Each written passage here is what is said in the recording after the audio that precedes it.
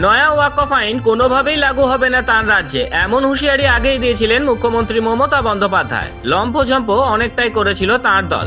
তৃণমূলের উস্কানিতে রাজ্যের বিস্তীর্ণ এলাকায় হিন্দুদের ওপর হামলা হয় বলে অভিযোগ বিজেপি, কিন্তু শেষমেশ মানতেই হলো কেন্দ্রের তৈরি এই আইন। ঠিক যেমনটা মানতে হয়েছিল নাগরিকত্ব আইন, মানতে হয়েছিল এসআইআর। বিজেপি বারবার বলেছিল এদেশে সংবিধান আছে, সুপ্রিম কোর্ট আছে, তাদের ঊর্ধ্বে কখনো নন মমতা বন্দ্যোপাধ্যায়। বিজেপির সেই দাবি অক্ষরে অক্ষরে মিলে গেল, রাজ্যে লাগু হলো ওয়াকফ আইন।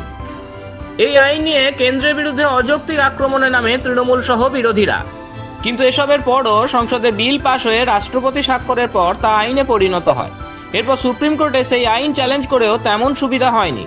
সর্বোচ্চ আদালত জানিয়ে দিয়েছে ওয়াকফ আইন মেনে সমস্ত ওয়াকফ সম্পত্তি নথিভুক্ত করতেই হবে রাজ্য সরকারগুলিকে। আইন পাশের প্রায় 7 মাসের পর অবশেষে ওয়াকফ সংশোধনী আইন মানতে বাধ্য হলো পশ্চিমবঙ্গ সরকার।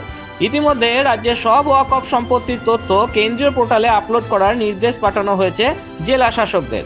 সংখ্যালঘু বিষয়ক ও মাদ্রাসা শিক্ষা দপ্তরের সচিব পিবি সালিম বৃহস্পতিবার সন্ধ্যাবেলায় এই নির্দেশপত্র পাঠিয়েছেন বলে জানা গিয়েছে। চলতি বছরের এপ্রিলের শুরুতেই সংসদে 2 কক্ষে ওয়াকফ সংশোধনী বিল পাশ হয়। তারপরে রাষ্ট্রপতি দ্রৌপদী মুর্মুর স্বাক্ষরে তা আইনে পরিণত হয়।